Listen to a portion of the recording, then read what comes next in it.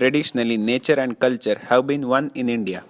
Whatever gave us something we needed, we respected them, took care of them, and even looked at them as God.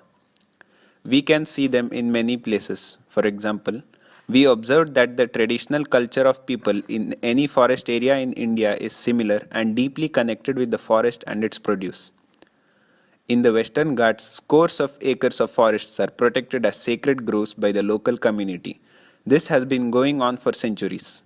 We could observe the same thing in the pristine forests of Meghalaya, where the forests were protected by the local tribes as sacred groves.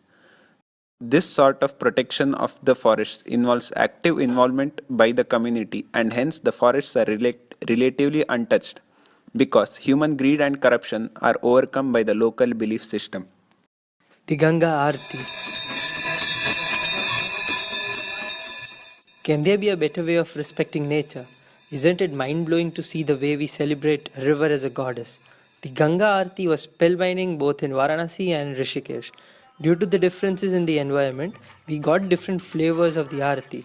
Varanasi had settlements on the both sides of the river, while Rishikesh had settlements on one side and mountains on the other.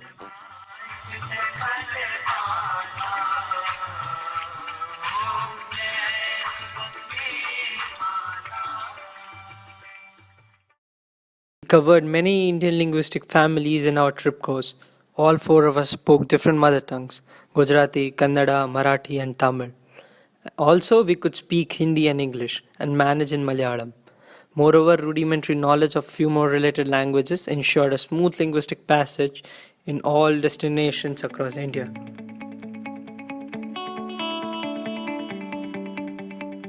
Flamingos.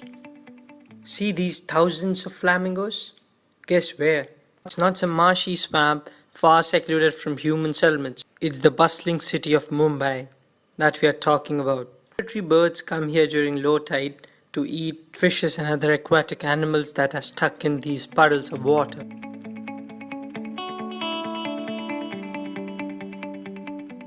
Madikeri Omkareshwar Temple.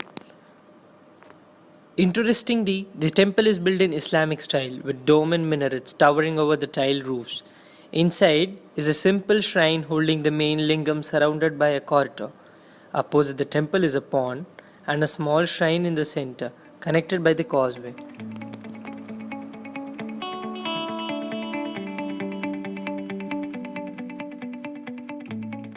Root bridges. Yeah, correct. The bridge made up of roots of live trees.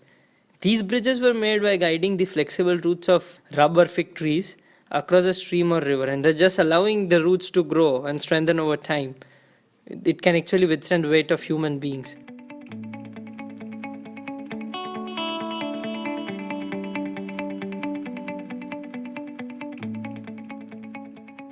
Mangroves. We have read about mangroves, but they aren't a common sight. In our trip, we saw mangroves during low tide and high tide. During low tide, we could see the breathing roots. We went to Pichavaram, a protected wetland, where there were large stretches of mangrove forests.